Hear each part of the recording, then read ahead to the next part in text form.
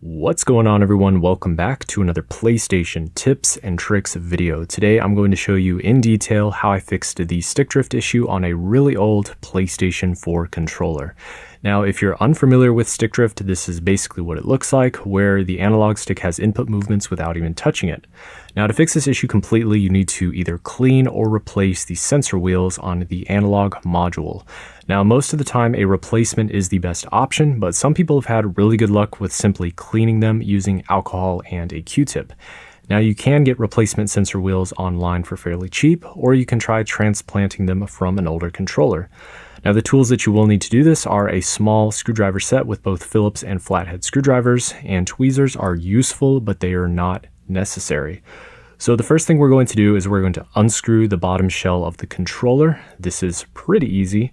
And then we're going to pry apart the controller. I recommend keeping the controller face down when you're doing this and then squeezing the handles where the top and bottom shell meet. Now, if you've never opened your controller before, this can be kind of difficult, and there are tools that can make it easier, but a little hand strength works just as well. Next, we're going to disconnect the white ribbon connector and then set the bottom shell off to the side. Then we will disconnect the battery. I don't recommend pulling on the wires, otherwise you will break them. You will want to pull on the connector with your fingertips or tweezers. Now we're going to remove the plastic piece that holds the battery and unscrew the circuit from the top shell of the controller, and then very gently we are going to flip over the circuit. You will want to be extra careful with the wires connecting to the rumble packs, otherwise they may come unsoldered. Next, we will remove the analog stick from the module that has the stick drift, and then we are going to use a small flathead screwdriver to gently pry open the sensor wheel housing.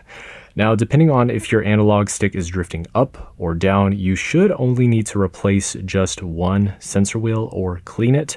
But in this video, I will be replacing both the X and the Y sensor wheels. You'll also want to be careful when handling the sensor wheels. You don't want to bend or break them. Using tweezers does make it easier.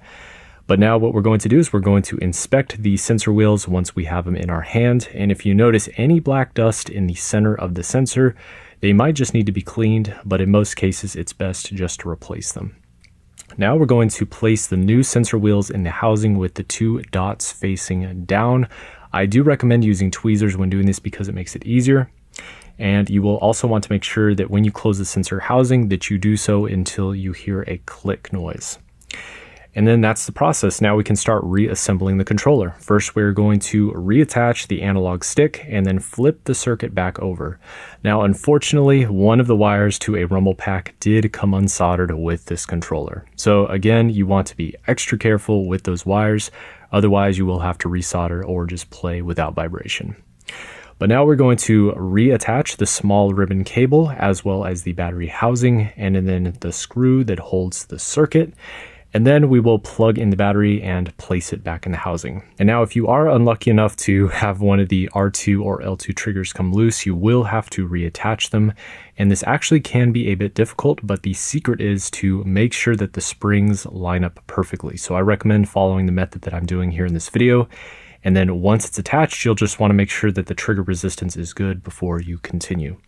And then lastly, we're going to attach the white ribbon cable, making sure that the gold is facing inward towards the battery. And then we will assemble the bottom shell onto the controller. This is also a bit tricky, and I don't recommend forcing it together. You will just want to be very careful and kind of move it around with very light pressure until it goes together. If it's not going together at all, 9 times out of 10, it's usually because the battery cradle is crooked, so I recommend double checking it if you have that issue. But that's it. Now we can put the screws back in and test out the controller. And as you can see, the stick drift is 100% gone. I hope that you all enjoyed this video and found it useful or at least interesting. If you did, make sure to leave a like rating on the video, comment below to let me know what you think, and as always, don't forget to subscribe and ring the bell for post notifications. I will see you guys in the next video. Peace.